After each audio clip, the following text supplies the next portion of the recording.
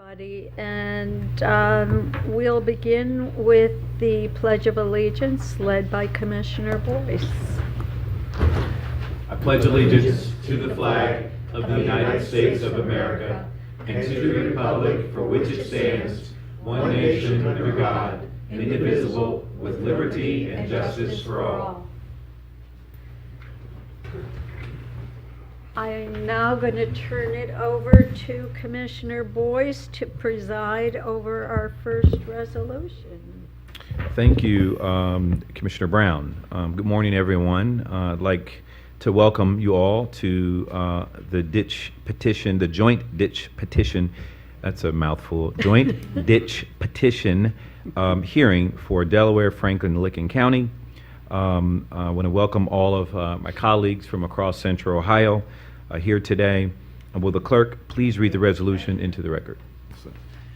Resolution number 286-19, resolution approving the first hearing of the Cook Tri-County Ditch Watershed, Franklin County, Delaware County, and Licking County, Ohio.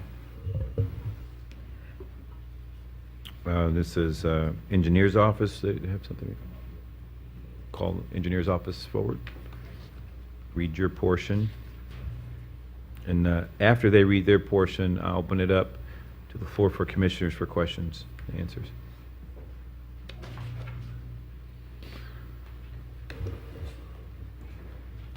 Good morning, Commissioners. Good morning. Good morning. My name is Cornell Robertson, Franklin County Engineer. With me today, Good morning, Commissioners. Jim Ramsey with the Franklin County Engineers Office. Jared Nur, Licking County Engineer. Morning. and we also have representatives from Delaware County Engineers Office and Drainage Engineers Office to address any questions that you may have. I can give a very brief introduction to this hearing and resolution in that the Tri-County Ditch petition has been filed. It includes the counties of Franklin County, Delaware County, and Licking County. We have worked through the process to this point, and from the engineering staff of each of the counties, we recommend that the process continue, move into the design phase, and Jim Ramsey of the Franklin County Engineers Office has additional information to share and a very brief presentation. Great. Read this or just do the Presentation. morning, Commissioners.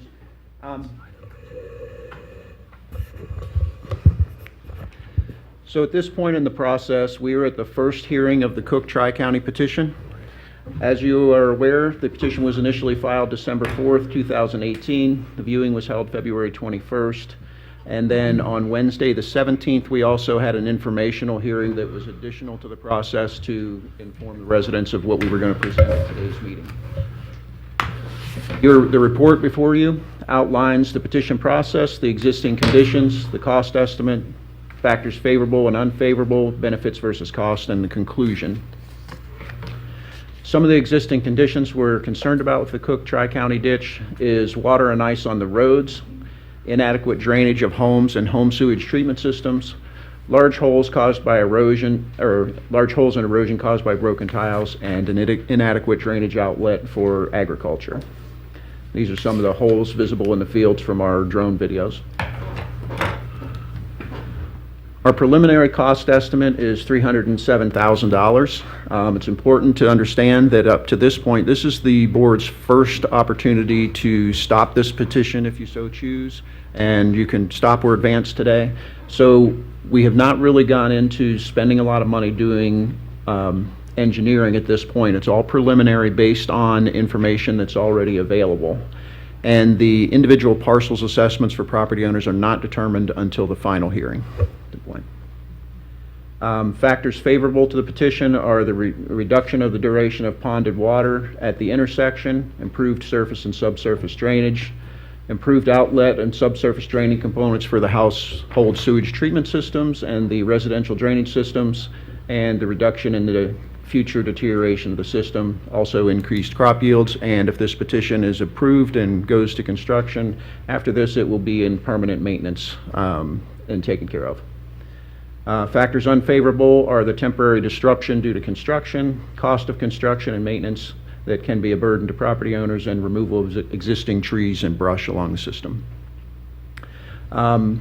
Benefits versus cost, we considered the improved agricultural yields, increased value to residential properties, the savings of having home sewage treatment systems operating properly as opposed to the money residents would have to spend to upgrade or maintain those systems in the absence of drainage improvement, and quality of life and positive neighborhood perception. Our recommendations based on the preliminary investigation, the three agencies are in agreement that we recommend that the board advance this petition and go into planning and engineering. And that's all I have. Thank you, Mr. Ramsey. Are there any questions for the engineer's office at this time? Commissioners? Okay, seeing that there are none, at this time I'd like to open up the public hearing. Is there anyone here that would like to speak at this public hearing? I do have several speaker slips, and if I've got them, if you want to speak, please fill out a speaker slip. They're in the back of the room. Tyler, can you just kind of wave your hand and point to where the slips are to fill out? Yep, so you can see Tyler or just go to the back table. And I'm going to take these in the order that they're sitting on my desk. They're not time-stamped, so forgive me, but I'm going to take them in the order that I have them sit on my desk. So the first speaker we have is Terry Gross. Or Cross, I'm sorry.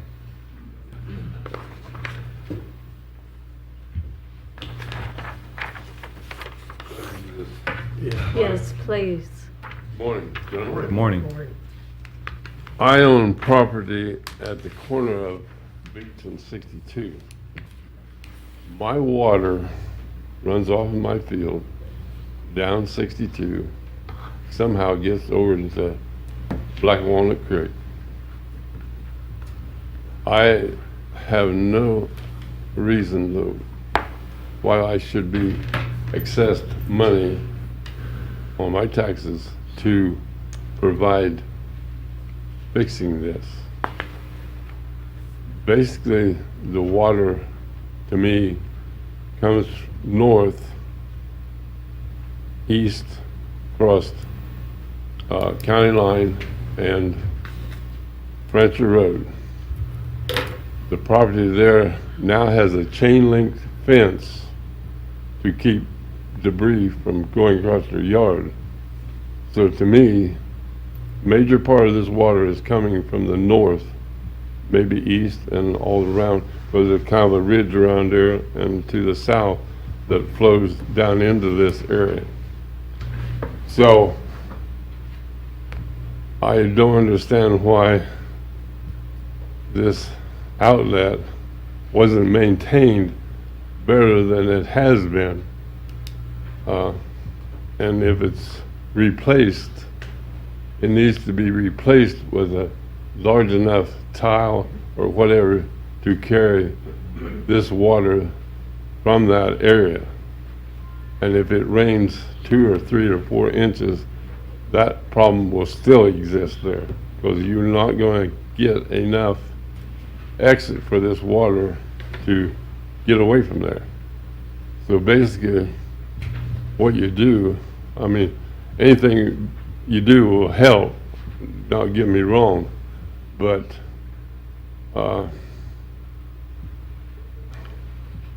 I'm upset with the fact my water from my field runs across Beach Road and down 62. So how my water gets up there to cause any problem up there, I have no idea.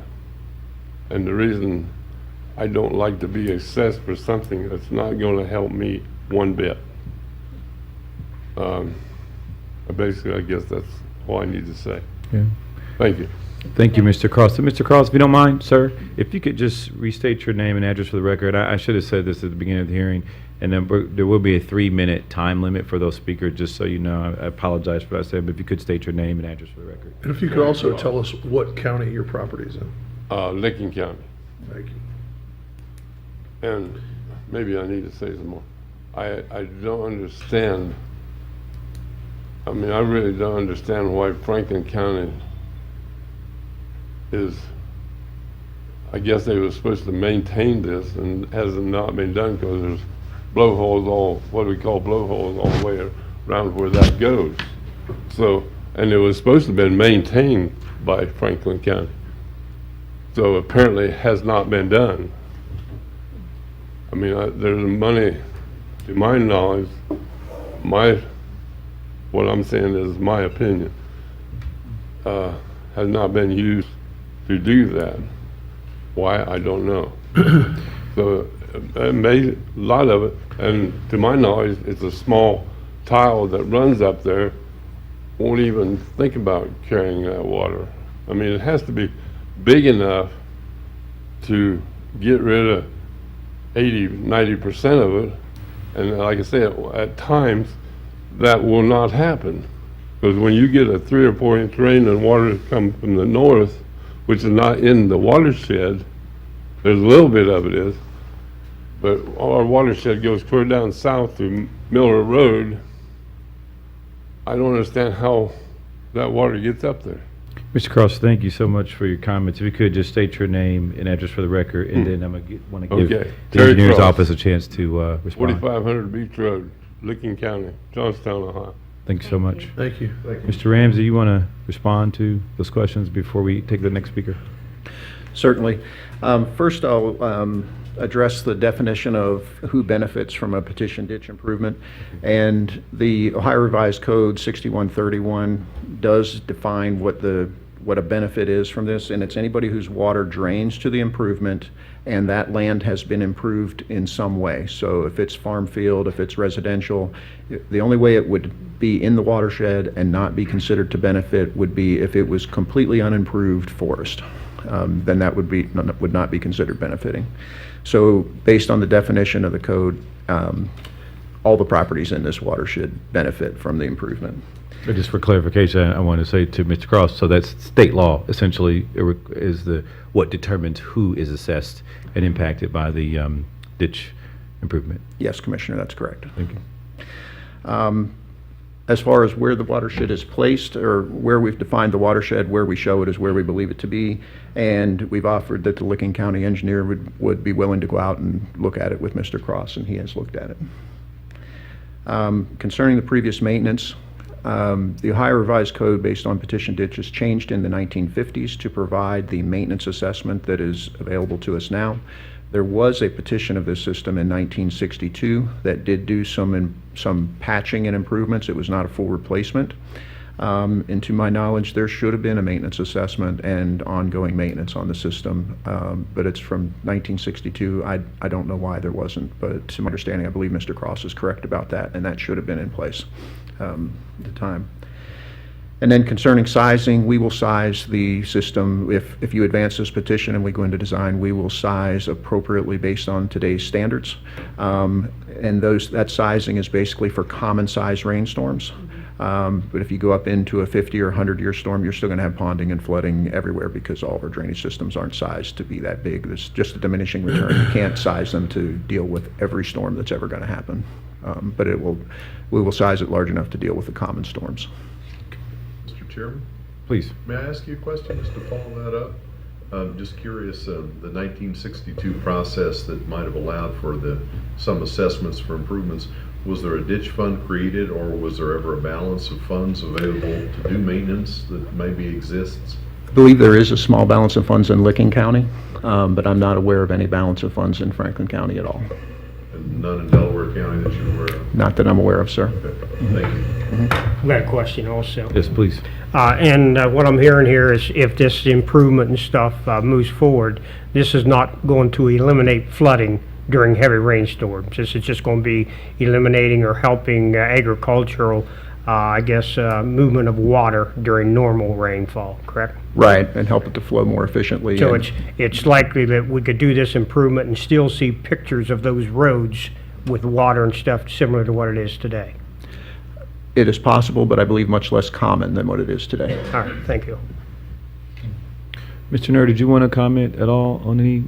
Not specifically, other than to confirm what Mr. Ramsey said. Licking County did collect some fees. I don't know how long. It's a very small fund. So again, Mr. Cross's statement there is true. I have been out to the area and looked at the area. I mean, at this point in time, as he said, with the data that we have available, we believe a large portion, not all, of Mr. Cross's property that he's talking about is in the watershed. But if we advance to detailed engineering, we would do some additional field information, collect some additional field information to confirm that. Okay. Are there any further questions? Mr. Chairman, I have a question. Please. I noticed there are 800 acres in the watershed roughly. How much of that is agricultural? Do you have an estimate of that? I'm just looking at the board over there. I don't know that off the top of my head, but I would say 90% of it is probably I thought it agricultural. was mostly. Mhm. Okay. Thank you. Okay, we're going to keep moving along. I thank Mr. Cross for his testimony today. Next, I have Carl Hazelberger.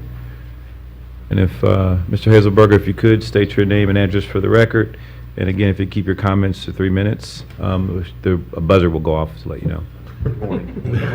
And then if you go over, there are people that will carry you out of here, but that's, it's your choice. It's pretty wiry looking. Yeah.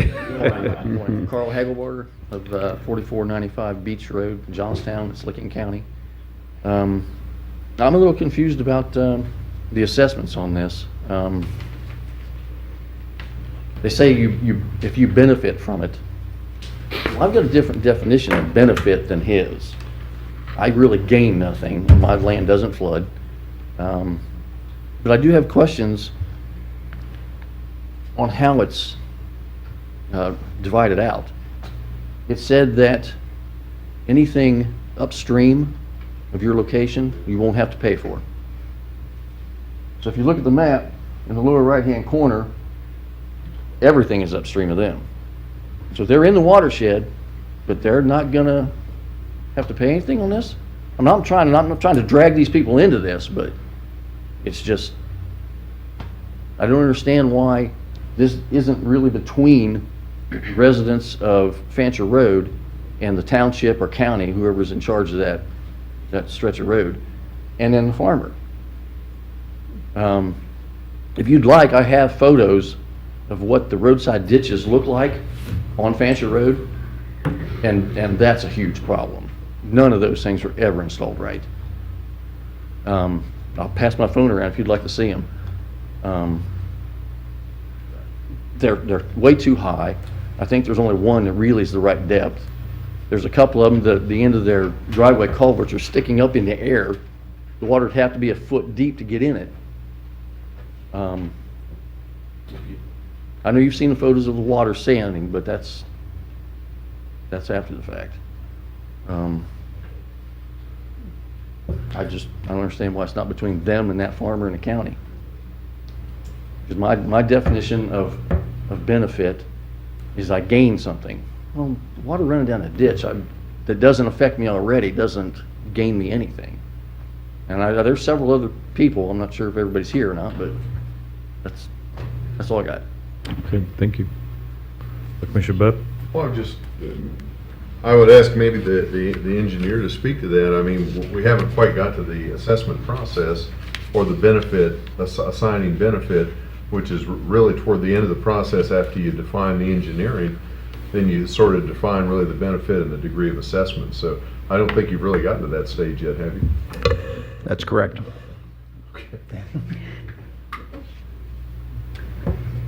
Any other, anyone else scared to respond to,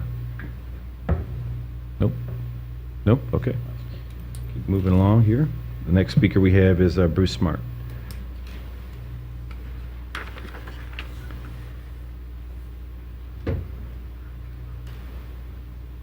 I'm Bruce Smart.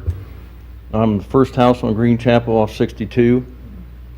And the line goes right through the property, maybe a half an acre. And I have no water problem. I never have water in the yard. I've only got 2 acres. And I don't understand why I gotta pay for water that's coming off my property. I don't have any water coming off the property.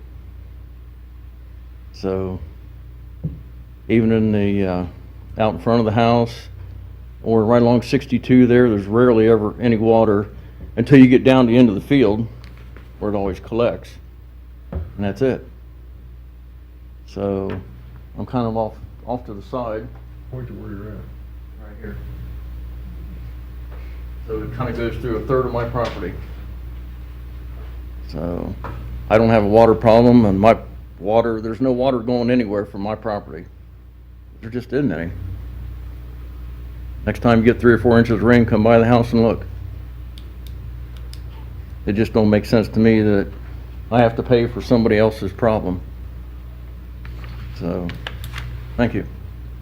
Thank you, Mr. Smart. I'm curious, so does, when it, if the line picks up a portion of property, are they assessed to that proportion, or how does that work? Just the proportion that's within the watershed, Commissioner, would be the assessment. So Okay. in this case, likely to be a small portion. Okay. Any other questions or comments for Mr. Smart? Okay, moving. Next, we have Pam, looks like Ebner. Hope I got that right? Yeah. Thank you. Evener? Evener. Evener, okay. I just want you to see, I'm at the Corner County line of Page. Is there one of these, is this a packet? Is this a whole packet? Pictures from 85. Oh, so these are all Oh, different pictures. they're all Oh. different. Okay, They're all different. okay. Are those going to be offered as exhibits? Okay. I live at the corner of County Line, Fancher. My address is 14545 Fancher. And I get everybody's water. And as you can see from the Wow. pictures, you The know, whole stack? I'm grounded. And I put 48 yards of topsoil in my front yard last year, and it did nothing. So that's all I have to say is, you can see from the pictures. That's So it crazy. sounds like you're for? Oh, I'm definitely for it. Sure. I mean, that's crazy. I Clear saw. there. This is over decades. It's a lake. Whatever. Up the hill. Yes, I am. I'm getting everybody's water. This is just crazy. Water flows downhill. This is over decades. Understand. And a lot of the people do not have ditches. They, like he said, they just have a culvert, you know, at the end of their drive. Thank you. Are there any comments or questions for witness? And Seeing where on the map is your property, man?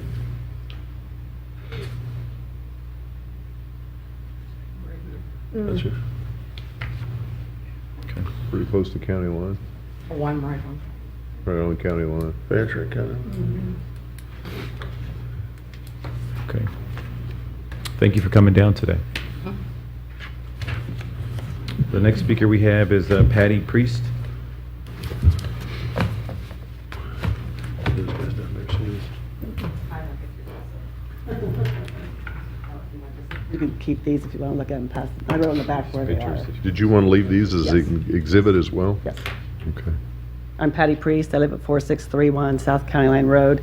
And I'm 3 houses down from Pam. I'm right here. And I get water from the field coming from the west because it backs up and comes through the ditch the opposite way. It comes back up to my drain. I get it from the field south of me, plus from Fancher and County Line coming around. As you can see, I have no grass when it rains this much. I know it's been a lot of rain lately and the ground is saturated, but I haven't even raked leaves from last fall because the weather has been too wet to even get out there and do anything. The yard is looking awful. I had the basement doctor come out and put 2 sump pumps underneath the house, and we had to, this is to get it to go through the sump pump, or through our crawl space and out. And we have drainage, but when the ditches are full, there's nowhere for it to go, so it backs clear up into the yard. I mean, I am like solid ocean front from the south. I am. I mean, and then by the time it dries out to mow, it rains again, so. When were these pictures taken? It's this spring or This was- winter? Yeah, this was like a couple months ago, and we had that real big. My kids would love it. They wouldn't have to mow the grass. My neighbor's 93 years old, and his paper was out in the middle of the road one day because of the water flow that pushed the water, his paper into the road. But it wasn't like that when, we didn't know it was that wet when we bought the place until we closed. After we closed, and I said, for the people to mow before we moved in, they said, oh, we don't know if you know this, but it gets wet out here. And it's like, oh, no, we didn't. But it's gotten worse. I feel like my whole yard is saturated. I've got the tiles to go to the ditch, but there's nowhere for it to go but back. And then I got the property behind me that they built a homemade pond, just dug a hole, no drainage, and I've got a stream coming down from the east side in my yard. So I got it coming from the field, south, north, west, and east. How long have you lived there? 31 years. 31 years? Is this something that just showed up in the last few years, or something been there? No, it's always been there, but I think with the amount of rain we're having recently, because we've had major amounts, that it's not draining properly, and I've got, like now I still have water laying in my yard, and it hasn't rained for 2 days. And you do understand that during normal rainfall, this may help your situation? Right. But during heavy rain, you still may end up, okay. Right. Still be If the wet. water would just flow when we get that much rain, instead of sitting in the ditches. And I agree, there's probably ditches and culverts that need to be fixed to where everything does drain properly. My water flows, it goes through my culvert fine, but it backs up on this side because it can't get down through the corner where it's supposed to go across to the field that's backing up already in to our road anyway.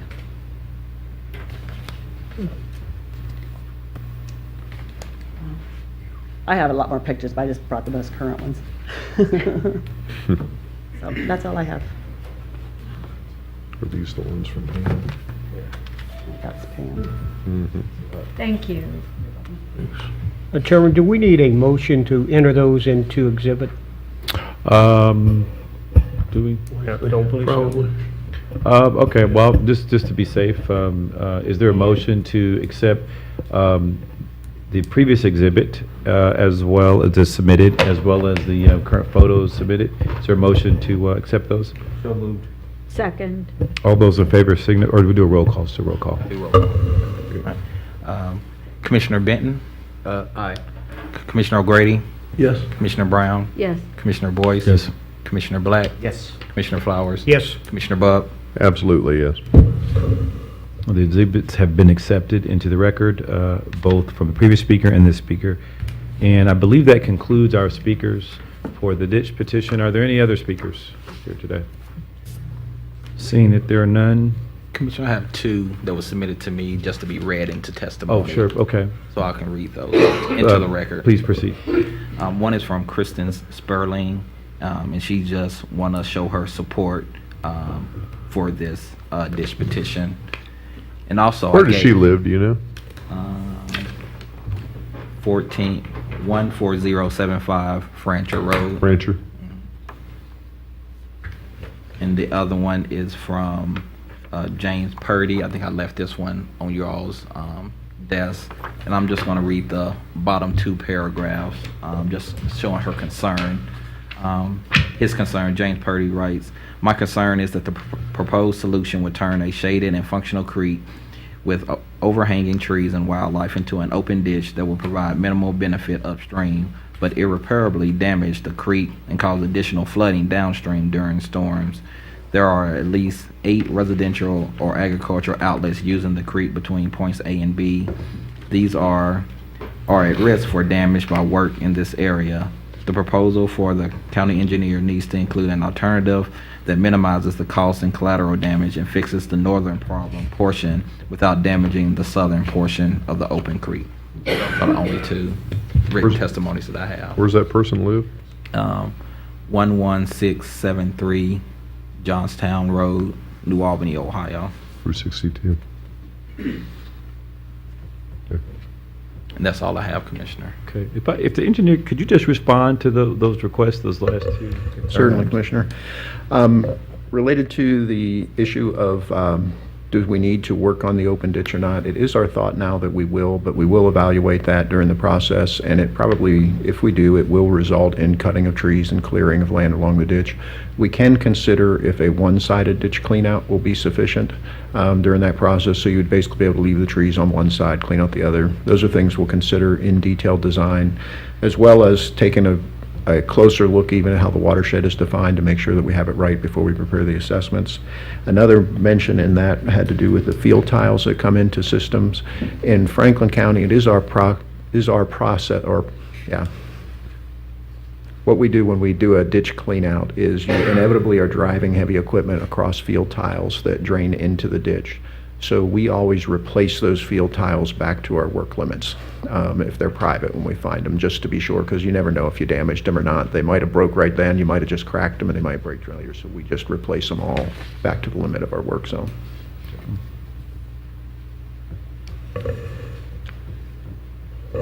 Commissioners, could I add to the final comments, please? Sure.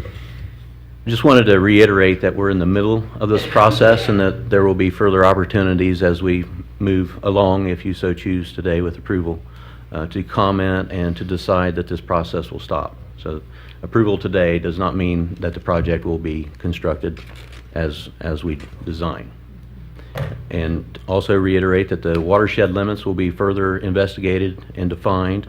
That will allow us to determine assessments, as Mr. Ramsey suggested. And also wanted to address the comments about the design year storm. And again, this will help alleviate and minimize the amount of flooding into the roadways. There will still be water standing with the larger events, the 100-year storms, but this is common even for our capital improvement projects. We simply can't design for the 100-year storms in a reasonable manner. However, as those storms do occur, there will be relief for the drainage. As the rain subsides, it'll at least have a place to drain off in time. Thank you. Thank you. You're saying that it'll still flood, but it won't flood as long? Correct. Okay. Yes, sir. The thing I'll add is, in all my years in public office, my favorite part of this process, believe it or not, is the part where we get to exchange and hear from the public, particularly folks who are affected by our actions. And I just want to say to all the folks who came down and testified today that we value and appreciate your input and perspective. I know I speak on behalf of my colleagues on this panel. We say that very much your issues and concerns are part of our considerations, and our challenge is to make a decision on behalf of the region, on behalf of our counties, our respective counties, but certainly taking your input. And those who are affected negatively by it, and those who are seemingly not so affected by it, we do have to follow the Ohio Revised Code, though, and we follow that through the direction of our engineers, and based on what their interpretation of the Ohio Revised Code is, that's what defines the boundary of this current ditch petition. That's what defines the assessment, and it's all in a formula-oriented setup. And so I just want to say your comments are valued and appreciated. And before I close this hearing, I want to just give any other of my colleagues an opportunity to make any comments if you want. Thank you for speaking on behalf of the group. I think that we appreciate everyone that's come forward. Clearly, some folks are more affected than others, but pictures don't lie. There are some water problems here. So in my view, this ditch petition has value. You've stated all along that this was addressed 40 or 50 years ago, but never on a continuing or ongoing maintenance basis. And that may be part of the problem, really. You fix it, but then you walk away from it. And that's not aimed at anyone in particular. It's just the way it is. And if we can find a reasonable solution that is affordable and fairly assessed, and then put a ditch fund in place for ongoing maintenance, I think we all know that while maybe a majority of that 800 acres is agriculture, I bet you in the next 10 or 20 years it won't be. We all know that we're seeing the growth in this corridor in Delaware, Licking, and Franklin, so we're going to see more people living out there. So sooner or later we're going to have to address surface water problems. And there are no storm sewers in these areas. These are open ditches, and they were agricultural areas, so they have to be dealt with. And I applaud this group of commissioners sitting as this panel and the people who are listening and bringing in information here. It's time to address this, and I think we can do a great job. Thank you. Any other comments or thoughts? Yeah, if I could just comment, Mr. Chairman. In Delaware County, I think we've probably done more than any other county in central Ohio. I've personally been involved in probably 30 to 40 of these. This is one of the examples where it is very obvious to me that work needs to be done. And our Soil and Water and Engineers Office do an excellent job of fixing it and then maintaining it in perpetuity. And we've got, I think, somewhere around 600 ditch maintenance petitions in place. And they're doing an outstanding job of taking care of it, again, in perpetuity, and maintaining the funds, you know, to do that. So I guess as an endorsement, I would say it works very well in Delaware County for those, those watersheds that have been, that do participate in the petition process and that have been successful. So we've had some that have been difficult. You aren't really sure that there is a problem, but this one, in my mind, there is a problem, a big problem. And so work does need to be done. Now, we'll continue in the next hearing and get more details and work out the assessments, because that's obviously a major concern. But again, I think this one really does need to move forward. So that's all I got. Commissioner, any thoughts, comments before I close this out? Seeing that there are none, and I believe there are no further public speakers, this time I'd like to close out the public hearing and ask the clerk to read the resolution. I'm sorry, we already did that. Is there a motion to accept the resolution? So moved. Is there a second? The motion is seconded. Clerk, please call the roll. Commissioner Benton, Yes? Commissioner O'Grady, Yes. Commissioner Brown, Yes. Commissioner Boyce, Yes. Commissioner Black, Yes. Commissioner Flowers, Yes. Commissioner Bub. Yes. The resolution has been adopted. Great, thank you. So what are our next steps? Before I close the hearing out, what happens next? So with that approval, we'll move into the design phase. We'll design the plan, schedule the assessments, and then we'll schedule the final hearing. It'll be months down the road when we come to a final hearing. And will the public have an opportunity to comment and work with us on the design and assessment phase as well? Yes, Commissioner, when we do that, as we did prior to this meeting, where we held a public meeting that's not really called for in the code, but we will do that again and meet with the residents near the site to talk to them and go over the schedule of assessments that we are recommending.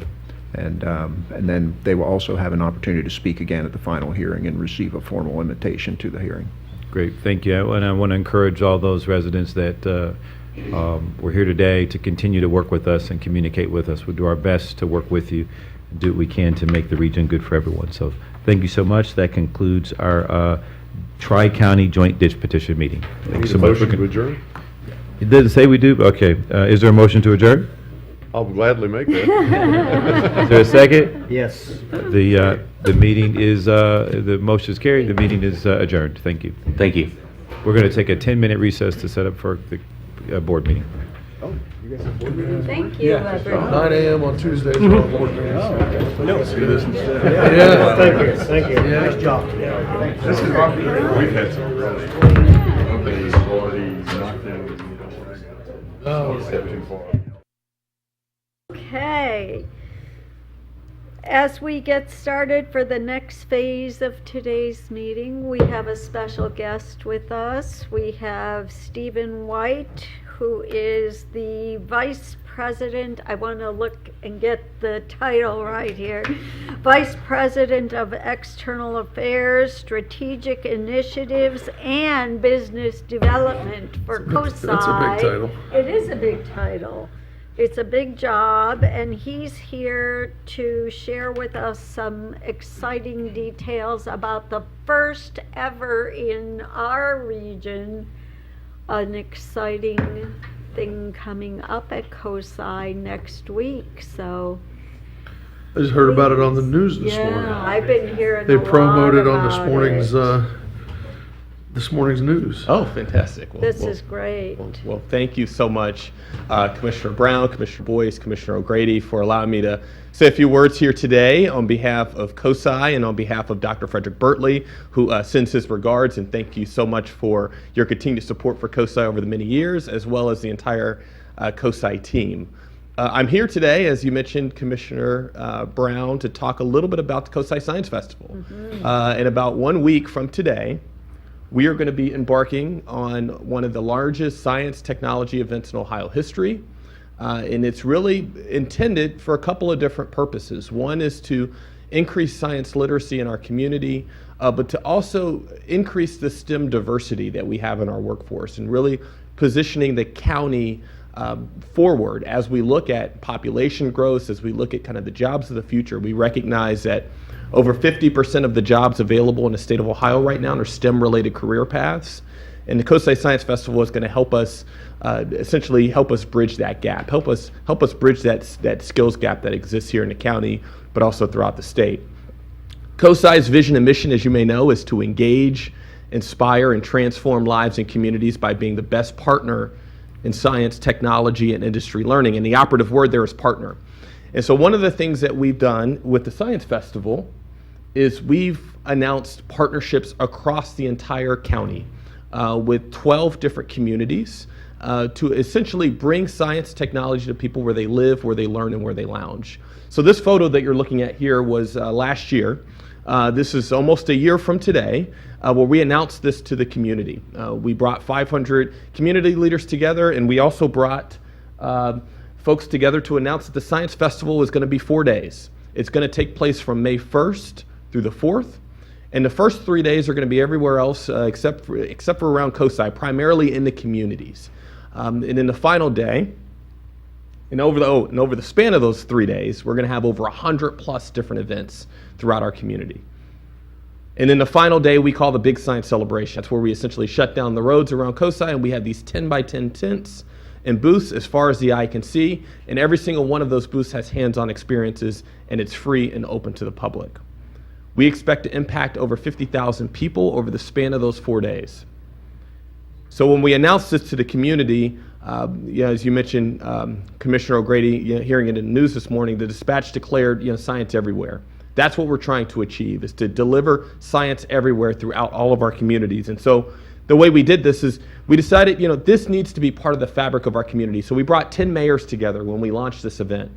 And they were from all different communities, and we did a fun science experiment with them. You're looking at the mayor of Bexley, Reynoldsburg, Grove City, and Gahanna. We had them we mixed hydrogen peroxide, and we had a big splash. But we did this because, we recognize that partnerships are critical to our community. It's who we are as a community. And so we brought those 10 mayors together, and we asked a question. We said, what's the best way to engage the community around STEM? And so together we ideated, and they declared that this was a game changer for our community from an economic development perspective and from a uniqueness perspective for our community. And so we took it one step further, and we said the grand marshals themselves of the Science Festival are going to be regular individuals, ordinary people doing extraordinary things around science technology. And you're looking at those faces of inspiration here. Each of these communities, those 12 communities that we've partnered with, has selected what we call a STEM star in their own community, and we're going to lift these individuals up next week throughout all of our communities to highlight the amazing work that they're doing around science, technology, engineering, and math. We call these our faces of inspiration. They are our STEM stars. They will be our grand marshals for the Science Festival. So when we talk about the first 3 days, from May 1st through the 3rd, essentially we have 3 different type of events. We're going to be in community centers. We're going to be in libraries. We're going to be in parks and recreations. But what you see there is over a total of 110 plus different events over the span of those first 3 days that'll be free and open to the public so the public can engage. This is what the map looks like across Franklin County. These will be the events that the public will have the opportunity to go to by going to the website cosiscifest.org and essentially finding what's near them in their own community. And the cities were really critical in helping to build these events. The final day, we call that the Big Science Celebration. And it's essentially going to be kind of what these images you see before you here. Again, people surrounding the COSI building, but each one of these booths that you're going to see will be hands-on experiences that the public can engage in. Everything from advanced manufacturing to agriculture to aerospace and aviation. This is a visual map of what it will look like, and we're actually talking to COTA now to be the official ride partner to ensure that transportation is not a barrier for this event. And then finally, one of the big announcements is for the first time in Ohio history, we have partnered with NASA to bring all 10 research centers from across the country right here to Franklin County as part of the COSI Science Festival so that the public can engage with NASA to learn about the amazing work that they're doing in aerospace and aviation. And so with that, we just want to be here to thank you all for your continued commitment toward education and to invite you and the public to join us for the COSI Science Festival next week. And again, we thank you for the amazing work that you all do in your leadership here in the county. And we're excited to come back to you after the Science Festival is over and provide you a report out and some metrics as to our impact in the county. So thank you for allowing me to be here today. Stephen, is there specific outreach to the school kids Yes. throughout the county? And that's exactly right. So we have two unique school outreaches. So we've worked with the cities and the superintendents we're going to be delivering free COSI on Wheels programs. These are essentially hands-on experiential programs that we bring to the schools so that way they can engage in their auditoriums, and we're delivering those for free throughout the county. In addition to that, we also have what's called our interactive video conferencing, where students can, in real time, engage with an expert in a particular field. So we're going to have an astronaut. We're going to have Jenny herself, Jenny Bauer with Jenny's Ice Cream, talking about the science of ice cream. And we're also going to have a gentleman who has been on National Geographic talking about the science behind exploration. So they'll have the opportunity to engage in real time with these experts as part of the Science Festival, in addition to the community events. And we've partnered with the library to have events at all the different library branches. That's wonderful. That's terrific. So thank you again for allowing me to present here today. I brought each of you a COSI Science Festival t-shirt that I'm going to leave you with. So I will leave you with these, and thank you again, and let us know if you have any questions on it. Thank you. Yeah. Yes, sir.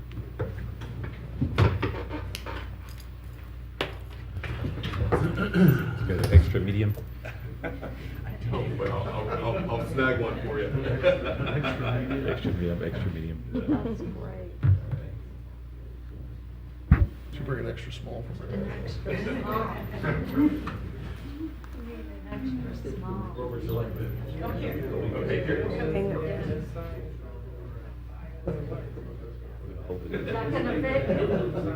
I got 4 kids, I'm sure. Please smoke.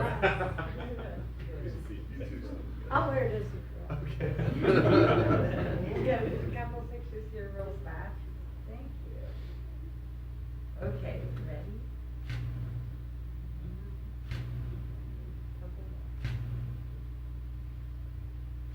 Perfect,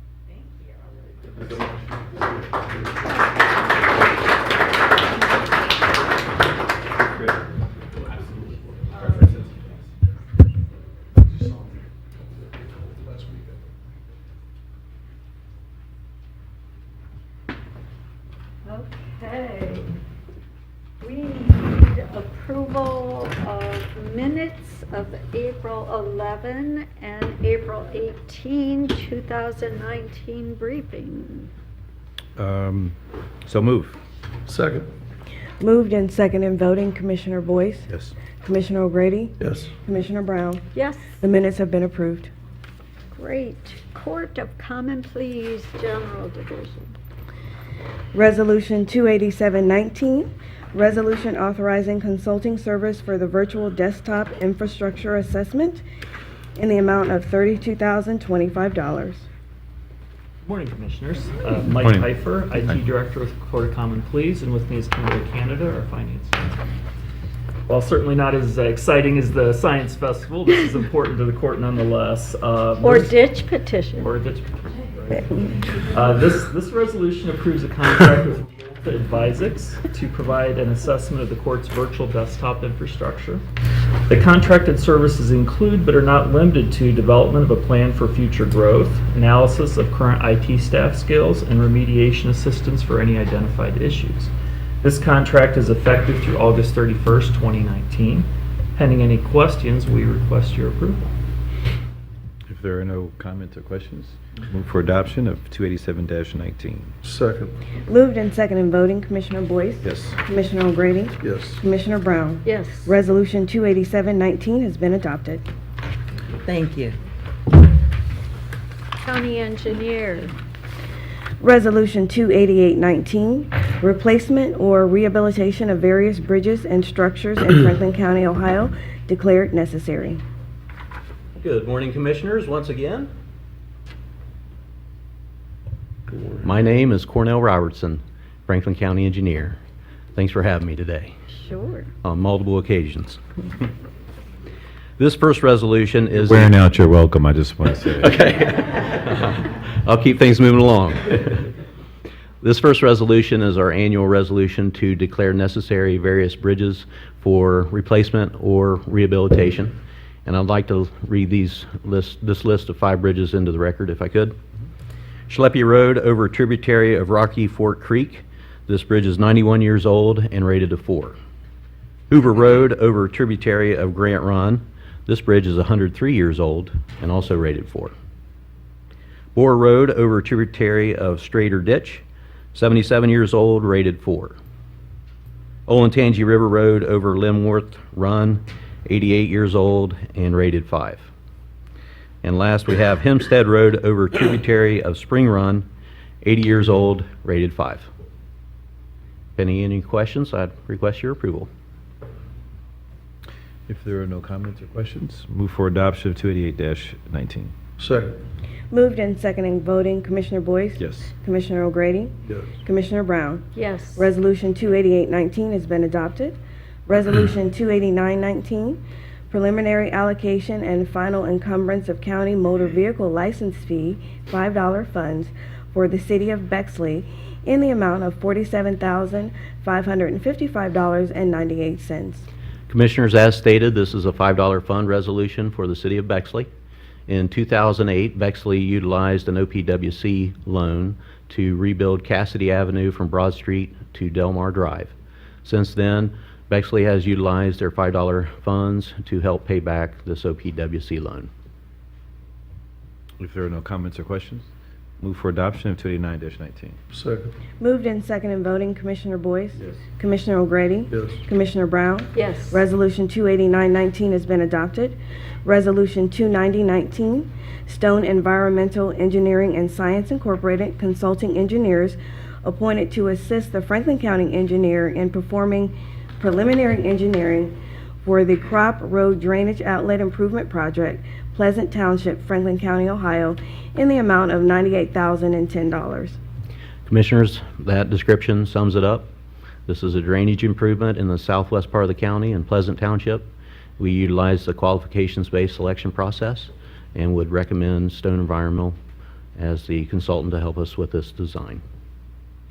Okay, if there are no comments or questions, move for adoption of 290-19. Second. Moved and seconding voting, Commissioner Boyce? Yes. Commissioner O'Grady? Yes. Commissioner Brown? Yes. Resolution 29019 has been adopted. Thank you very much. Sheriff. Resolution 29119, Franklin County Board of Commissioners, Franklin County Sheriff's Office, for the Board of Commissioners authorization to accept a Ohio Drug Law Enforcement Fund grant from the Ohio Office of Criminal Justice Services to enhance the battle against drug trafficking in the amount of $33,443.64. Good morning, Commissioners. Dave Masterson, Director of Administrative Services, representing Sheriff Dallas Baldwin. As mentioned, this resolution allows the Sheriff's Office to accept supplemental funding from the Ohio Drug Law Enforcement Fund grant to enhance the battle against drug possession and trafficking. It's a one-year grant through December 31st of 19 and will be used to purchase investigative equipment. Pending any questions, I ask approval of this resolution. If there are no comments or questions, move for adoption of 291-19. Second. Moved and seconded voting, Commissioner Boyce? Yes. Commissioner O'Grady? Yes. Commissioner Brown? Yes. Resolution 29119 has been adopted. Thank you. Emergency Management Agency. Resolution 29219, resolution authorizing a contract with Federal Resource Supply Company for the provision of the delivery and supply of bomb squad personal protection equipment, PPE, for the 2 FBI certified Region 4 bomb squads in the amount of $233,886.40. Good morning, Commissioners. Jeff Young, representing Franklin County Emergency Management and Homeland Security. I have with me this morning Captain Jason Bendur in the audience from the Columbus Fire Division Bomb Squad, and next to me Deputy Pete Wickham of the Franklin County Sheriff's Bomb Squad. Before you is a resolution for a contract with Federal Resource Supply for Bomb Squad personal protective suits. These protective suits are the traditional suits worn by Bomb Squad personnel when assessing, handling, or making safe suspected or confirmed devices of an explosive nature.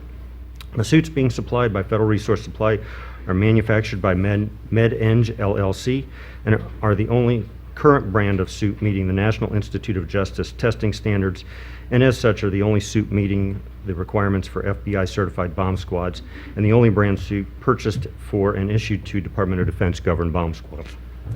Under this one-year contract, the initial purchase will be for a quantity of 6 suits and helmets to be issued equally to the Columbus Fire Division Bomb Squad and the Franklin County Sheriff's Bomb Squad. These 2 squads serve the 15-county area of Homeland Security Region 4, which includes Franklin County. The respective squads also provide personnel and direct point to our Joint Terrorism Task Force, as well as a variety of events, including Ohio State football games, professional sporting events such as the NHL, Major League Baseball, and the Arnold, as well as visits to Central Ohio from national officials and dignitaries. This project is fully funded through a fiscal year 2017 State Homeland Security Grant Program, and this equipment will be replacing current protective equipment that is outside the manufacturer's listed service life. Franklin County Purchasing provided support throughout the complete procurement process, and as part of that process, Federal Resource Supply was found to be the lowest and best bid. I'll gladly answer any questions and ask for your approval of this resolution. If there are no comments or questions, move for adoption of 292-19. Second. Moved and second in voting, Commissioner Boyce? Yes. Commissioner O'Grady? Yes. Commissioner Brown? Yes. Resolution 292-19 has been adopted.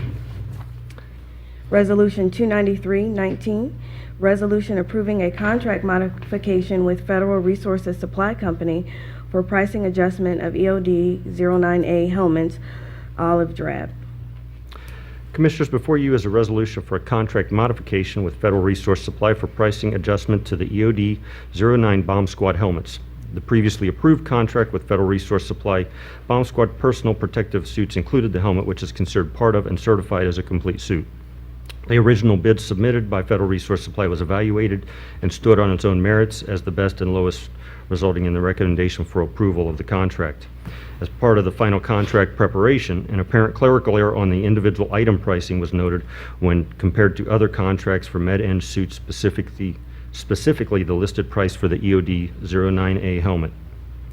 Federal Resource Supply immediately acknowledged that there was an error and requested to modify the contract to reflect the correct helmet pricing.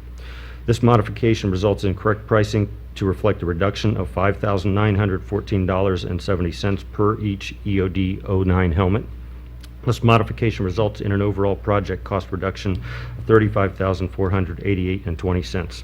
I'll gladly answer any questions and ask for your approval of this contract modification. If there are no comments or questions, move for adoption of 293-19. Second. Moved and second in voting, Commissioner Boyce? Yes. Commissioner O'Grady? Yes. Commissioner Brown? Yes. Resolution 293-19 has been adopted. Thank you. Thank you. Economic Development and Planning.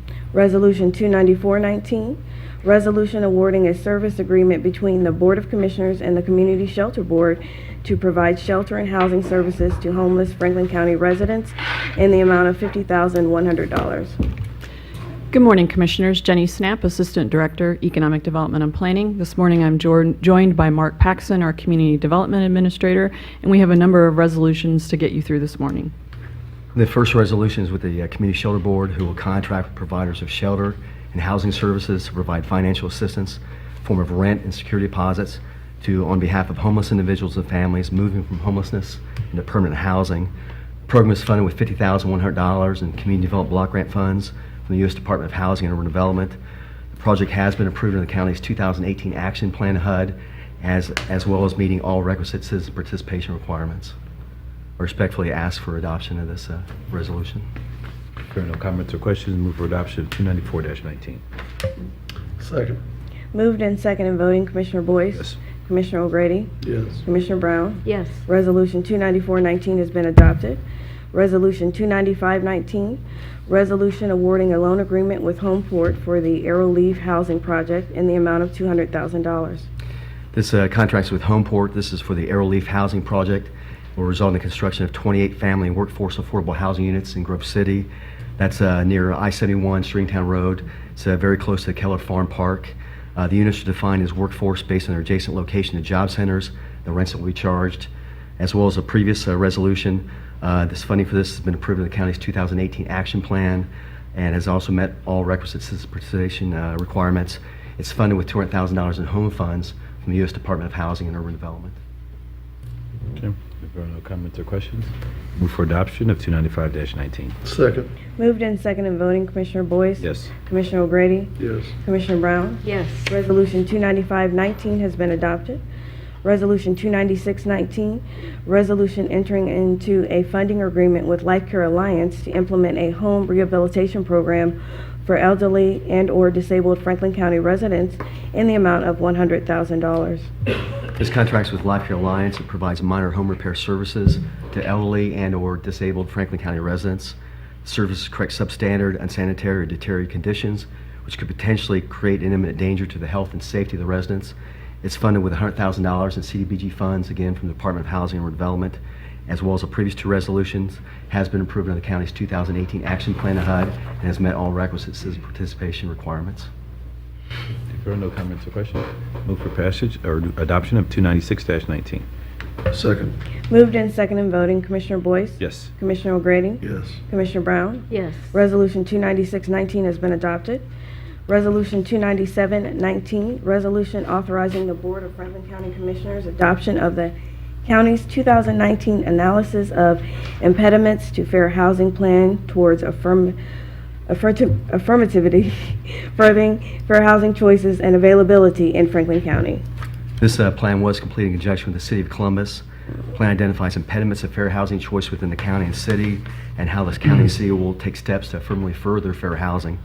Purpose of these actions ensure housing choice for all residents of Columbus and Franklin County by eliminating housing discrimination on the basis of race, color, religion, sex, disability, familial status, and national origin. What this report will prompt on the county's part, we will meet with the city to discuss a report, and then we'll subsequently meet with the Urban League, who is both the city and county's fair housing vendor in regards to the delivery of these services. We'll be focusing on fair housing outreach, education, as well as compliance issues such as enforcement. We want to make sure that all citizens in the county are aware of the role the county, the city, and Urban League plays in promoting fair housing. Upon the adoption, the plan will be submitted to HUD, and the approval of this plan is a contingent one of the adoptions of one of the continuation circumstances that we accept when we accept HUD funds. We have to adopt firmly furthering fair housing as a goal.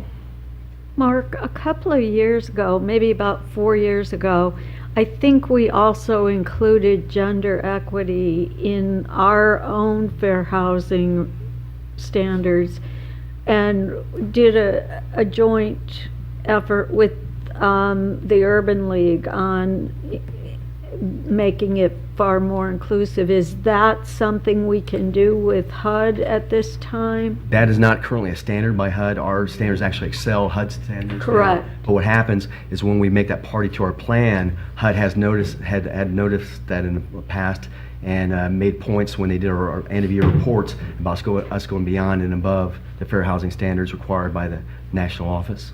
Okay. So was that, it was Is that a good or a bad That- thing? That's good, that's good. Currently, gender equity is not something that HUD requires, but the county does, so we're going above and beyond the national standards. If there are no further comments or questions, move for adoption of 297-19. Second. Moved in second and voting, Commissioner Boyce? Yes. Commissioner O'Grady? Yes. Commissioner Brown? Yes. Resolution 297-19 has been adopted. Resolution 298-19, resolution authorizing an economic development agreement with the Greater Columbus Sports Commission to encourage economic development and tourism through the attraction, retention, and promotion of sporting events on behalf of Franklin County Board of Commissioners in the amount of $200,000. Morning, Commissioners. Jim Schimmer, Director of Economic Development and Planning. This morning, Commissioner, we have two resolutions on with trusted partners. The first one is with the Greater Columbus Sports Commission, specifically designed to encourage economic development and tourism through attraction, retention, promotion of sporting events. on behalf of the Franklin County Board of Commissioners. I love their website. It says Columbus has no off-season. And I think Linda would agree with that. This contract this morning, Commissioners, is a not-to-exceed $200,000 contract. Two specific areas that they will focus on is continuing the marketing, bidding, and sales activities associated with bringing sports and competitive events to the county. Additionally, the marketing and bidding and sales programs that attract visitors and participants to the region, therefore bettering our overall economy. Linda Logan is here this morning. I don't know if you have any questions for her or not. Good morning. I have a question. So, the Blue Jet, let's see, the Bruins and the Maple, drives me crazy, by the way, the Maple Leafs. And should they not be the Maple Leaves? Are the Canadians are. It is Canada after all. I know, the Canadians are grammatically incorrect. right now. They should be the Canadian, or the Toronto Maple Leaves. But that game is tonight, correct? Yes. And so the Blue Jackets' first two games will be On the in road. another city, on the road. And so our first home game will be, game 3 will be, any idea? Yes, game 3, 4, and 6 will be in Columbus. I'm only interested in games 3 and 6 because I couldn't So get it tickets to sounds game like 4. because both Toronto and Boston, also their NBA teams, are also in the playoffs. So Yeah. we don't know exactly what those first two dates will, but we understand that probably the first game in Columbus will be around the 29th. Ah, gotcha. Okay. Yeah, I couldn't get tickets to game 4 for some reason. I'm a partial season ticket holder, and I couldn't, for whatever reason, we got closed out of getting tickets to all 3 home games. We only were able to get tickets to games 3 and 6. So I don't have tickets to game 4. All right. But I have tickets to 3 and 6. So I'm dying to figure out, actually it's my kids. Trying to get your schedule in order. My kids, yeah. My kids are dying because they want to fight over who goes to which games. And so they're dying to figure out what the dates are of games 3 and 6, because one's in Cleveland and the other one's in Cincinnati, and they're trying to figure out Meet how to halfway. get home for which games, and All we're right. trying to fight over my tickets, you know. And they haven't, Exciting times they haven't for factored sure. into whether or not mom and dad want to go to the games or not. So, but anyway, so those games are coming up, and then we've got the Clippers going, we got the Crew going. Yep. What else are you guys working on besides those 3 obvious? Oh, nothing, right? Build-in. I know. I wanted to give her the opportunity to talk about all the other fantastic things that you guys are working on. Well, with me today, Jeremy Leifel is the director of our business development. So we just got back. The two of us were in Colorado Springs last week, where we had several appointments with all of the national governing bodies, whether it was U.S. figure skating or USA volleyball, fencing. So, certainly we're looking ahead to events in 2023 and beyond. But even this year, we have a lot of big events. We had a big March already with a lot of NCAA events. USA Volleyball is bringing their Open Championships here beginning the mid-May through Memorial Day weekend. USA Fencing has their big national championship here, the largest fencing event in the world. That will have about 5,000 people here over July 4th. So both big holidays, we hope we're filling hotel rooms and have some great competition in the city. And of course, big bids like the NAGA World Series, coming up next year. Yeah. The NCAA will have their new bidding cycle that will start this summer for years 22 and beyond. So we've got a full plate of events that are already booked and also a lot in the pipeline. Great. First of all, I want to say to Ms. Logan, I think you all do a fabulous job. I really do. I think this is a very, I like when you can see a really good return on our investment, and it's very easy. And the public, I think, appreciates and values it too. So I just want to say that. But is this the only amount of funding that we give the Sporting Commission, or is there this in addition to other resources? I just can't recall. Yeah, this would be in addition to Experience Columbus. And again, So they're funded through Experience Columbus, which we fund. So a Correct, portion of yes. that. Okay, just want to be clear about. Okay, so this is an addition. Okay, that's good. All right. Definitely worth the return on the investment. I think you all do a great job. It really is amazing. And if you were in my neighborhood last evening with the Blue Jackets opening for practice. free admission for practice, wow. was great. The restaurants were crazy busy, as was the arena. Just Our office is right across the I street, know, so we saw all you those jerseys saw it, walking by. right. It was very exciting. Yeah. Well, one of the other reasons I always like to give you time to talk is not just because, the Sports Commission is not only about the professional sports teams. They're about bringing other, everything from the work that they do coordinating with the professional sports teams to, things like the Naga World Series, but also they work to bring in youth sports and the kids. I mean, I have kids who play, all these, as does Commissioner Boyce, as does Commissioner Brown has grandchildren who play all these youth sports, and they bring in these teams that come in for softball softball tournaments that play down at Berliner Park, or the volleyball tournaments that come in and pack the convention Oh, center my goodness, that fill yeah. the hotels. And I mean, my daughters will play in these softball tournaments down in Berliner, where they'll take up every hotel room in It's our in bread and Central butter, Ohio. all those participation sports Oh, for sure. Yeah, and so and it's not just softball and volleyball, but it's hockey and it's lacrosse and it's soccer, and these fields. Powerlifting last week, we've got wrestling this I'm week, waiting so there's a for lot. a pole vaulting that might. Got that, track and field coming up the first weekend of June. It's all that track and field. It's all those type of things. So the Sports Commission doesn't just work with the Memorial Tournament and the Blue Jackets and the Crew and the Clippers. They work with and Ohio State. They work on all of these type of things that fill our hotel rooms every single weekend. And restaurants. And Columbus has no off season. Yeah, and Columbus has no off-season, but remember Greater that. Columbus. Greater Columbus. Yes. But one of the key things, the absolute key thing is to remember these dollars are coming from the outside as well. They're coming into our Yes, economy. And I think that's a big part of what, hopefully the public will remember that. We have it's nearly $800 million am I correct on that? 605 million of visitor spending. and Just then in the new events that have come to the Yeah, community. and then So then the we have a lot of retained those revenue. annual events that, of course, really are. We were very fortunate to have so many annual events that come back every year. 250 million with that, so it's nearly, over $800 million. So those are dollars that do not have to be generated from our taxpayers locally, but come into our economy. Right. So it's a really good. I don't want to belabor this, but I really do think, again, I just like the return on investment equation. And to give you an example, this weekend is Cap City Half Marathon, and there will literally be tens of thousands of people, not just running the marathon, but participating in the celebration of health and wellness and competition in our community, and that's sporting as well.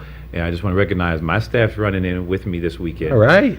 So they're doing, I think, a 5K. The support crew, not on the sidelines, but in the race. They're in it. They're in it. I challenged them, and I said, you don't get a raise if you don't do it. But I did not say that for the record. I did not say that for the record. I encouraged them, but they're participating. And then also Director Bivens is going to be. She claims that she's going to be running in it this weekend, but she told me she's going to meet me there. I don't know if she'll show up. But What are you looking for? Oh, yeah. We have a busy weekend with the Chicken race. parm, is that what? So Director Bivens. Anybody else participating in the Cap City Half? We also have Yeah, okay. See, yeah. So we'll be. the NHL draft is happening, of course, When are we externally. bringing that to Columbus? But, we have on Saturday. That's right, I hear about this. We are doing the 6th round live from Columbus because we were one of the original cities to have a team. Well, wait. Mr. Carr, We're right? doing the 6th round of The NFL draft is in I Nashville thought you beginning said on NHL. Thursday. You said No, NFL. Oh, I'm NFL, yes. Yeah, oh, the that's- National I Football didn't League know is that. celebrating its 100th anniversary, and because Columbus was one of the founding communities, on Saturday we are hosting an event where we get to be part of the 6th round. So they're doing that all around the country with those original cities. Yes. So, Mr. Carr, I forget his name. Joe Carr. Joe Carr. His grandson Greg was a good friend of mine. Joe Carr was one of the original founders of the NFL, and the offices were here On Broad Street, yeah. On Broad Street, and back in the it was 1919, right? They had the original headquarters of the NFL were here. And his grandson, Greg Carr, God rest his soul, was a good friend of mine, passed away a few years ago. Yeah, so there's NFL tradition here in So where is the sixth round? Where's the event? Yes, Never we're working well, with that's the 'cause Ohio, Ohio State University. Ohio History Connection, and they have Okay. that big sports exhibit going on, so very timely. Yeah. Oh, nice. Okay. I didn't know that. All right. Well, if there are no further comments or questions, move for adoption of 298-19. Second. Moved and seconded voting, Commissioner Boyce, Yes. Commissioner O'Grady, Yes. Commissioner Brown. Yes. Resolution 29819 has been adopted. Great. Resolution 29919. Thank you. Resolution authorizing an agreement with Greater Columbus Sister Cities International for services that foster economic opportunity and cultural partnerships between Franklin County and international communities in the amount of $75,000. Morning, Commissioners. This second resolution is also with a trusted partner of ours, which is the Greater Columbus Sister Cities International, for services that foster economic development opportunity, cultural partnerships with Franklin County, and international communities within Franklin County. Columbus Sister Cities has been a nonprofit in the community since 1996 and has grown in a number of different ways. What I'm very proud of being a board member this year is really understanding something that I know all of you wanted to make sure of, and that was that the organization had a sound footing in its economic activities and where it was headed in the future. And I know you've challenged them on several occasions to, in fact, raise private dollars and funding. They have a committed board that has really gone out there and started that process. You have seen the results through the annual meeting. A very large event that's coming up will be the Panigi. Close, yes. The Panigi violin event. I'm sorry, Tim. That's so embarrassing. Yeah, I know. Sorry. Slaughtered that. Absolutely did. Famous violin, El Yes, Canone. Mr. Paganini. But that violin, which is a historic object in the world, will be here through May 19th, or May 11th through the 19th. And then on the 19th, there'll be a specific performance at the Ohio Theater. I bring that to you because that's a great illustration of how the group and how their board is really trying to go ahead and structure themselves away from public financing to be able to continue their work. Our financing, though, is critical. So is the City of Columbus's, and they've done a number of specific things associated with their program, including developing programs that allow us to expand our international trade and investment.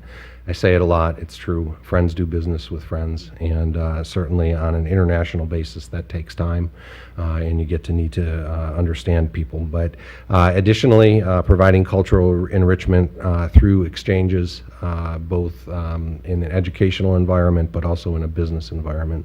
Those are some of the things that they've been doing, but they have done a really terrific job, I think, and the board needs to be commended for their work on getting a solid footing established. So Tim is here this morning. I think Sameen Darfour is here too. Nope. Yep, she's in the back. But if there are any questions you might have, this would be that opportunity. Welcome.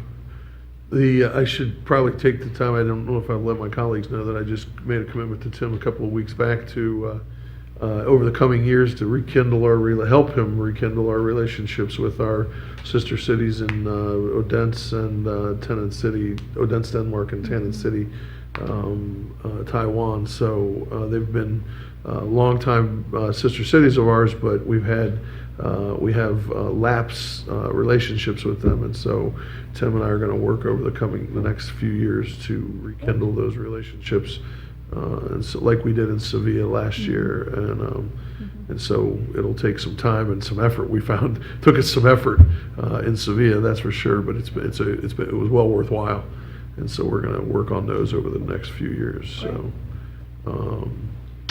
So part of the community-led or elected official-led missions, the priority of Greater Columbus Sister Cities is to make sure it's not just a trip that ends with that, which is valuable in itself.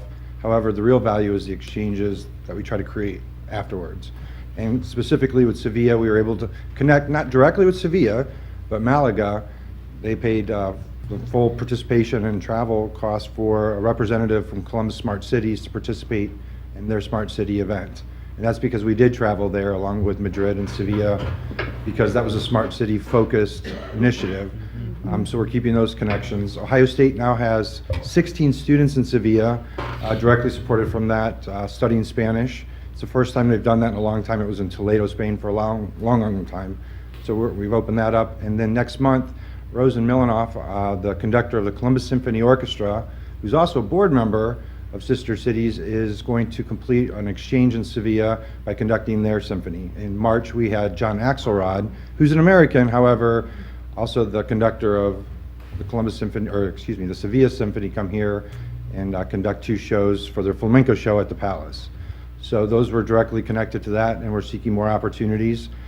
Mayor Espadas means sword, which is my last name, so we call each other Sword Brothers, is up for election this month. So hopefully, for me, selfishly, he would get reelected so we can continue the ties.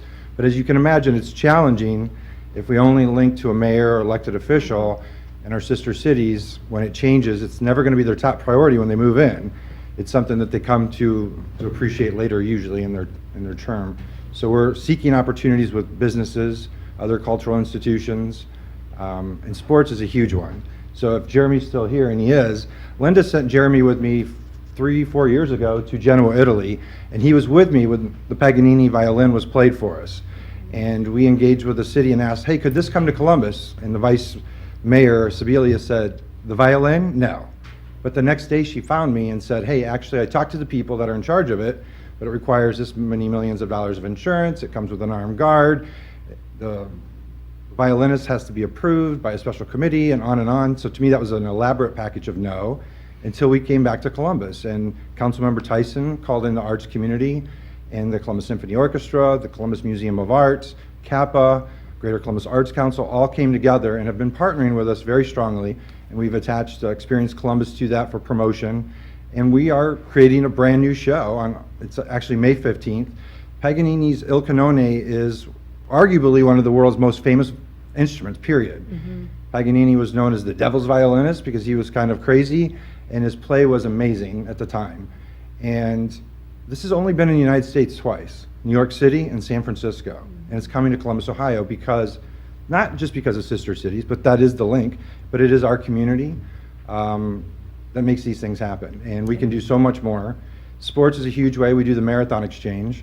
I appreciate Commissioner Boyce's comments earlier, and I don't mean to be antagonistic, but I did challenge him to a race in Hefei, China last fall, and he looked me up and he thought, I can beat this guy, and I'm like, okay, but he backed out on me. So this year, I'm sorry I'm putting you on the spot, but this year we have the 5th anniversary, and I'm just joking a little bit, but we have the 5th anniversary of Curitiba, Brazil, which is a result of Commissioner Brown's trip this year, and we're doing Hefei again.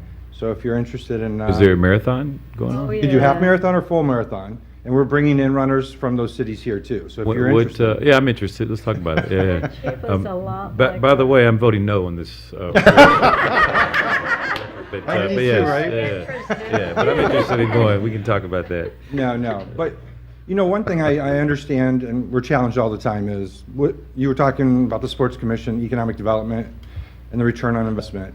And I see our organization as a needle weaving together a lot of organizations to focus Franklin County's efforts and attention internationally, and international attention to our county.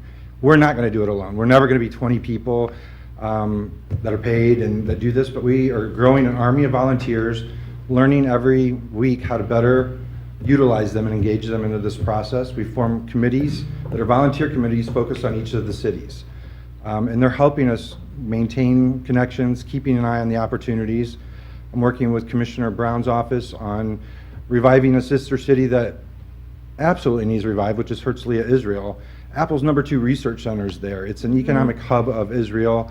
Innovation's a primary objective of the whole country. The arena is huge, as we learned when we were there in 2008, and biotech. Yeah. But we're doing it in a way that's not just for the trip, it's for what happens after the trip. So really working with the community here and there to identify what are those opportunities and to keep building on those. We don't want to own every single exchange either. We're looking for arts institutions, sports, other communities to actually continue the engagement. We want to start things. We started the Pesto Championship because of our trip to Italy. We don't want to own and run that every time, but we're still very involved in that, and we want that to continue because that engages our community as citizen diplomats. So Commissioners, we would ask for your approval of the resolution this morning. Well, when we move for the approval of it, when we went to Ahmedabad in 2011, one of the things we pushed Sister Cities was to be more than an arts and culture, organization, to help be more business oriented, to help be more connected to many things. And they've done that. They've done a fantastic job of doing that, to be more involved and be more of a leader in so many more ways. Than it's been tremendous what they've done and what Tim's done. But then this community's grown so much. Columbus and Franklin County have become so much more. And this and the young folks Columbus is such a young, vibrant city. They're looking for so much more. And so now Sister Cities also has a different role in that. It's important for Sister Cities to be that cultural leader. It's important for Sister Cities to provide that cultural tie, because we need that cultural leadership, that cultural tie, because I think that millennials and young folks in this community are looking for that.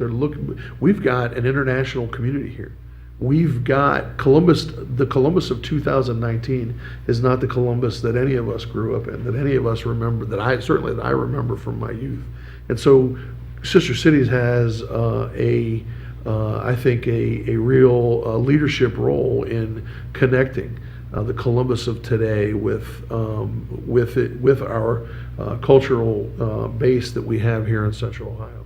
And so the fact that Sister Cities is that leader in connecting us to, one of the leaders in connecting us to the rest of the world, is a tremendous thing in Central Ohio, and they play a fantastic role in that arena. So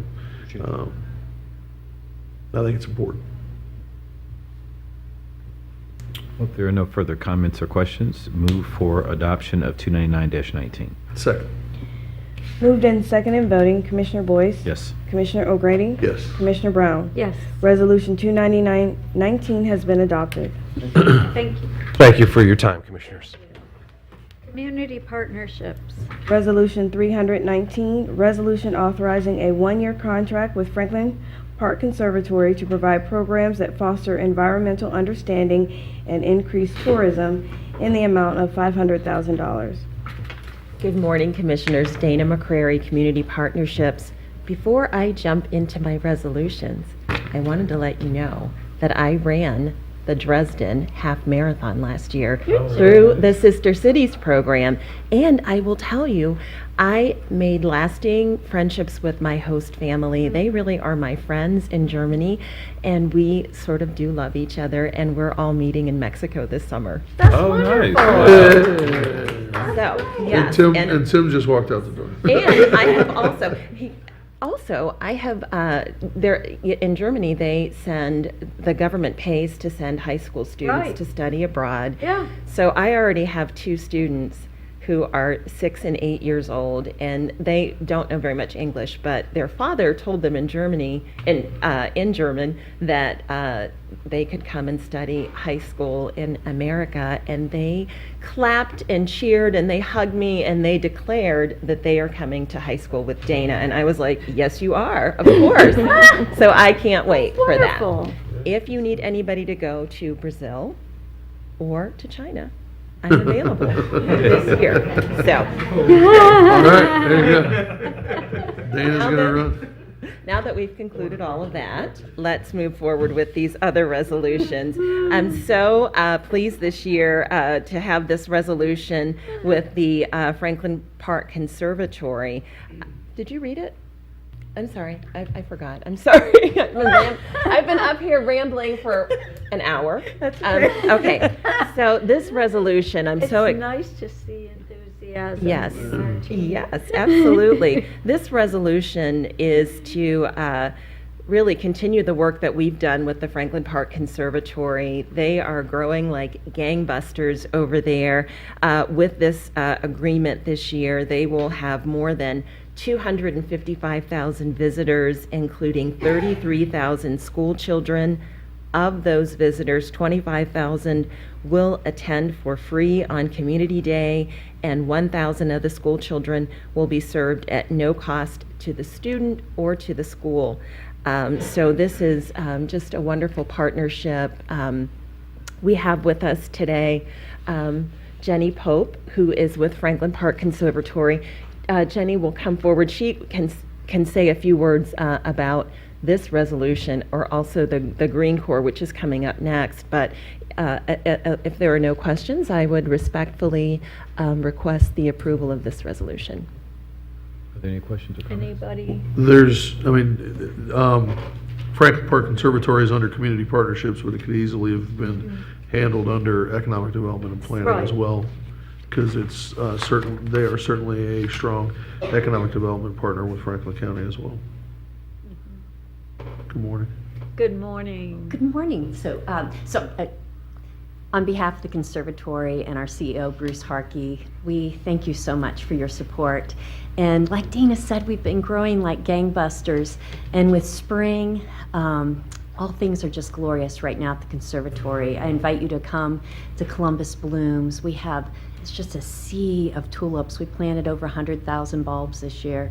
And then with spring also, our kids are coming back. The children's garden is just alive.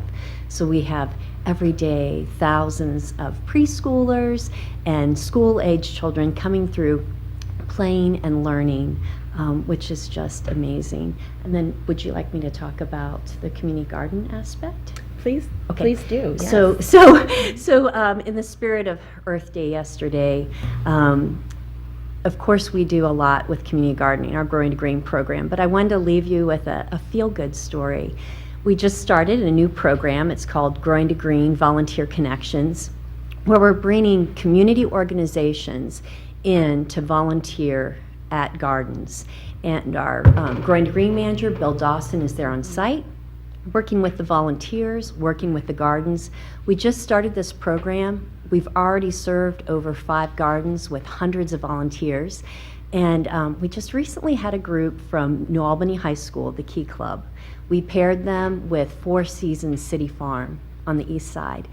And so they were out there, they were weeding, tilling soil, planting plants, and they were so inspired by the work that they were doing that day and the mission of Four City Farms that they went back to their school and they did a donation drive. And they raised $500 to give to Four City Farms, and they're now volunteering again in May. So I feel like that's a great demonstration of community and community gardens. And we're very excited too about taking on a greater role with managing the county community garden grants. And I know you're going to be hearing from our OSU partners and the great work that they're doing. And we're excited about what OSU Extension's doing as well. So thank you again for all your support and everything that you do for the Conservatory and the residents of Franklin County. So we appreciate it. Thank you. If there are no further comments or questions, move for adoption of 300-19. Second. Moved and second in voting, Commissioner Boyce? Yes. Commissioner O'Grady? Yes. Commissioner Brown? Yes. Resolution 319 has been adopted. Resolution 30119, resolution authorizing a one-year contract with Franklin Park Conservatory in support of Green Corps, Teen Corps, and community garden programs in the amount of $35,000. Commissioners, this resolution, as Jenny Pope just mentioned, will expand the role that we were involved with the Conservatory, to have them really officially take over and manage the community grant part of the program, which is really very big in the community. There were a ton of people who showed up on a very rainy day. Commissioner O'Grady was there speaking. It was raining sideways, and people were there getting their mulch and their dirt and everything, and just were really excited about the opportunity to get their garden started. That was a lot of mulch. Yes. The whole parking lot was full. It was full. They had everything staged. It was really impressive. So we are very grateful to the Conservatory for officially getting their arms around that program and receiving all the applications and making the awards and really following it all the way through to the fall where they recognize all the gardeners and have a big potluck celebration. And so that's really exciting as well. We should recognize too, not only thanks to the conservatory, but Scott's Yes. for donating every year. Scott's donates all of that product, mulch, all kinds of equipment. They donate so much. Quojo Ababio was named the community gardener of the year. Who else are we forgetting as our partners? Oh, gosh, well, of course, the city and the county. The city of Columbus. But just to really bring it to life, it was 15 semis coming through the conservatory with 300 pallets of product that was delivered that day. They donate, Scott's donates And they do this mulch, every year. mulch, and what else they donate? Mulch, compost, organic potting soil, raised bed, amendments. So it's a lot, and it is. And thank you again for speaking last week. We really appreciate it. That's easy. Yeah, it's great. That's great. And as usual, I show up 3 minutes late, and Bruce Harkey has everybody in the whole place embarrass me. He's good at that. He He would is. have been here today, but he's away at a conference. So Thank you for being here. If there are no further comments or questions, move for adoption of 301-19. Second. Moved in second and voting, Commissioner Boyce? Yes. Commissioner O'Grady? Yes. Commissioner Brown? Yes. Resolution 30119 has been adopted. Resolution 30219, resolution authorizing an amendment to the one-year agreement with the Ohio State University Extension, Franklin County, to provide educational activities and other programming in the amount of $15,000. Commissioners, this is an expansion of the contract that we currently have with OSU Extension. They have been wonderful partners, and this is really an official recognition of the work that they have already been doing, just because that's what they do. They have graciously agreed to enter into contract to officially manage the Mound Street Community Garden and gardens and the International Harvest Gardens, and we are so happy. With us today are Mike Hogan and LaCorey Meadows to just talk a little bit about what that means, because we really didn't even know what we were asking them to do, and they agreed to do it, and we are grateful. You said yes. So good morning, Commissioner Brown, Commissioner O'Grady, and Commissioner Boyce. As always, it's a pleasure to be here in front of you. Just wanted to first and foremost just say thank you for your continued support of OSU Extension Franklin County. Because of your support, we are able to serve thousands of youth with their leadership development. We're able to help people learn how to grow, cook, and consume healthy foods. We are positioned to help people establish home ownership as well, and a host of other things. So as we transition our work over to Waterman, which we hope and would love for you to come and visit us, we also are beginning some additional programming in addition to what we're talking about today, to help individuals as well with other financial concerns, such as renter education, which is key in our community. We're also helping with student loan debt, and then we also are helping with wealth creation as well. So we're really excited about that opportunity, and again, I simply want to thank you for your support for that. My colleague Mike Hogan is here today. He's going to talk a little bit about our work with Mound Street as well as the International Harvest Garden. LaCorey, good morning, Commissioners. Reiterate LaCorey's thanks for your support. We are really excited to be able to expand our focus with 2 community gardens. We've actually started providing leadership for the International Harvest Garden last season, and that was tremendous. We made some improvements. One of the most exciting things with that garden is we have a group of new Americans over in the Morse Road corridor that if we can solve some transportation barriers, they are going to start gardening down at the International Harvest Garden. We've got about 10 extra plots there. So there'll be more new Americans hopefully gardening there this year and going forward. So that garden is a gem, and kudos for the commissioners for having the foresight to do that. There's lots of communities that would love to have that type of facility. We started doing educational programming over the last year. It was incredibly well received by the gardeners, as well as some other community members that came to the programs there at the garden, didn't know about the garden. So we'd like to do the same thing with Mound Street Garden. I think that's kind of an untapped gem, if you will, as well. I'd like to expand it. We're going to do educational programming there, solve some infrastructure challenges, but but again, going forward, our Master Gardeners are really excited to be able to participate. We have the largest Master Gardener program in the state of Ohio now. We have 247 volunteer Master Gardener volunteers that provide all sorts of educational programming throughout the community. We have 72 ongoing projects throughout the county, more than most urban counties combined in the state of Ohio. Those aren't one-offs where we go speak to a school or a garden club. Those are ongoing projects like the International Harvest Garden or Mound Street Garden that we've added. So we've got a great group of folks, great resource base. Appreciate the opportunity to expand this partnership and to expand the gardening programs that you have established for the community. That's great. Thank you so Thank you. much. You guys do such a great job. When you're down at the International Harvest Garden, avoid the Thai chili peppers. If you take them home with you and cook with them, don't eat one while you're down there. You know from experience. Yeah, I know from experience. Even if they offer them to you, don't put them in your mouth. Don't eat them while you're out on the garden. If there are no other questions, we would respectfully request approval of this resolution. Right. Questions? All right. Move for adoption of 302-19. Second. Moved and second in voting, Commissioner Boyce? Yes. Commissioner O'Grady? Yes. Commissioner Brown? Yes. Resolution 302-19 has been adopted. Thank you. Thank you. Purchasing. Resolution 303-19, resolution approving purchases for various Franklin County agencies in the amount of $729,857.07. Good morning, Commissioners. Good morning. Last one. Yes, ma'am. huh? Just wanted to remind you, this is my last resolution. Last one. Last We will one. try not to trip you up at all. Okay. He's sure. wearing a Kent State Golden Flashes tie today.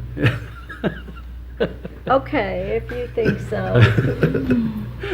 Commissioners, Carl Kuesper, Director of Purchasing. The resolution before you request for approval of 103 purchase orders. Included in this resolution are 28 purchase orders, eligible purchase orders. These are defined as purchase orders in which small emerging business enterprises are likely to participate.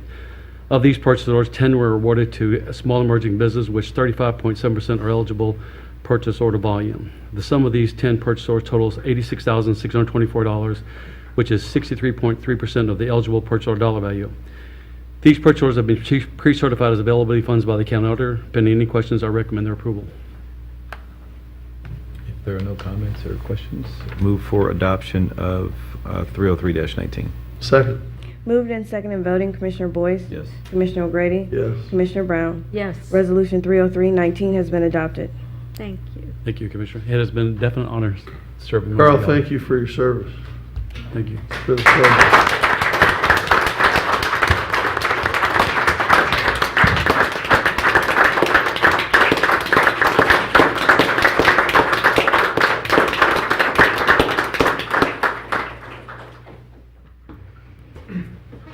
Board of Commissioners. Resolution 304-19, resolution authorizing the county administrator to enter into agreements with Baker Tilly and PFM Financial Advisors, LLC. Good morning, Commissioners. Zach Tlarek with the Office of Management and Budget.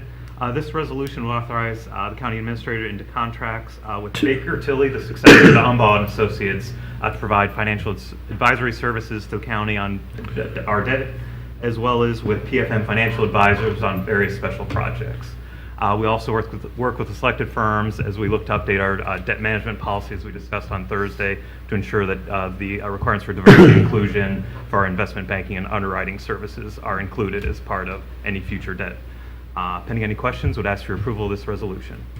If there are no comments or questions, move for adoption of 304-19. Second. Moved and second in voting, Commissioner Boyce? Yes. Commissioner O'Grady? Yes. Commissioner Brown? Yes. Resolution 304-19 has been adopted.